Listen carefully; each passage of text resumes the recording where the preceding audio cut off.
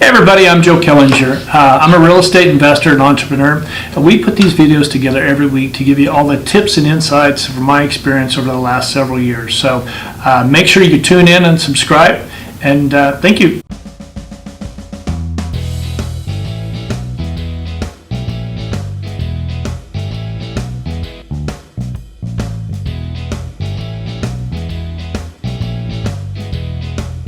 Thank you for tuning in.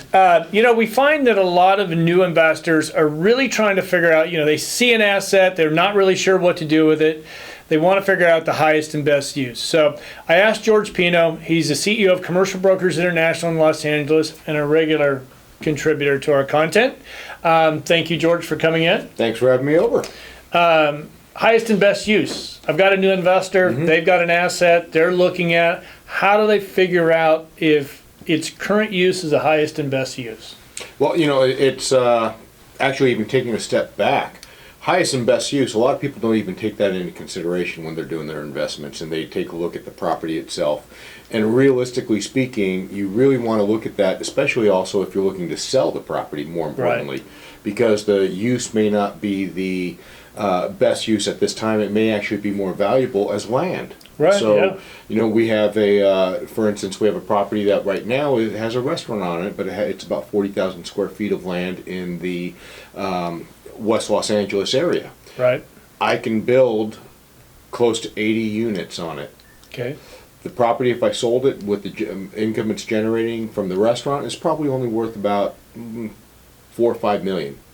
The land, however, is worth about 10. Okay. So it's more than double the value. So that's how we want to look at stuff. Now, when you start looking at highest and best use, jumping back to the question that you had before, is what do you look at? And obviously, number one is if you're acquiring a property, take a look at the zoning. Get a PZR report, which is a property zoning report. Yep. So that'll tell you all the uses that property is available to. Because just because a property is zoned for a specific use doesn't mean that property can be used for that specific use. Okay. Okay. So once you take a look at that, you want to then determine what is what can you build on that property to maximize the usage of that property. That by right. And there's a lot to look at here because you have to look at the physical aspect of the property as well. Absolutely. The physical aspect, how it's laid out, water tables that you have to take into consideration, ingress, egress issues. Is it traffic count? Yeah. Exactly. I was actually going to say on the traffic count, is it going to have any kind of parking or traffic impact that you have to file reports with some urban cities that may require that. So you have to take a look at all of that and then determine, can you actually build that? For instance, there's also like properties that are zoned for high rises, but the lot size and the shape and the properties around there, not going to work. It's not going to work. It's just you even though a lot that's 7,500 square feet is zoned for a high rise, you're not building a 50-story tower on a 7,500 square foot lot. Right. Yeah. So it'd be one tall, skinny building. One tall, skinny. They did look at that in New York, though. There was a pretty good, cool concept down in Greenwich Village that was that I don't know if it ever got off the ground, but it was a small footprint loft, but with a high rise. One floor basically was one apartment suite. Oh, good Lord! I know. I don't know.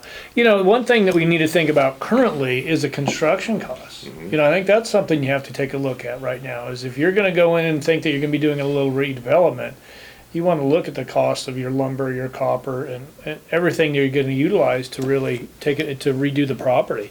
So financially, you have to really make sure it's going to work. What else? Next is actually determining whether that need is there. The last thing you want to do as an investor or developer is to have a field of dreams attitude. If I build it, they're going to come. Yeah. Instead, build something that people want or are going to come. Yeah. So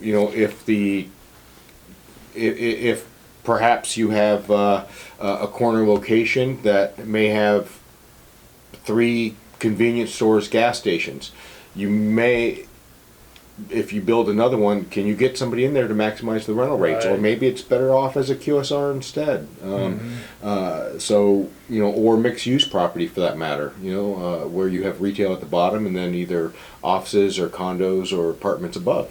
or mix of all that. Yeah, I was talking to an investor the other day that had an industrial building, but they were utilizing it as retail. Mm-hmm. And they were having trouble getting a tenant. Well, as you know, industrial is such a hot market right now. I just said to him, why don't you just do industrial? And he didn't like the return on it, but as much. Yeah. But he wasn't going to get retail back in there. No, and he's more than likely, he probably likes the retail rents, which typically retail that's rents exactly for it. higher. But the problem is that, one, getting retail in there, and then typically industrials also in markets or areas that they're not heavily trafficked. They specifically, for truck usage, ingress, egress issues, they don't want high traffic streets, which is the exact opposite of retail, where you want as many cars driving by so that you have exposure. So this was that's an where you area got to take a look at. So downtown LA, where a lot of people have just moved out of. Yeah. And so it was retail working pretty well. It was actually a few small stores, but he needs to convert it to industrial. So, you want to really take a look before you go into escrow on a property.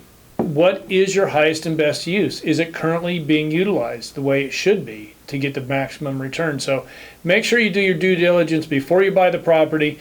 George, anything else that you want to add?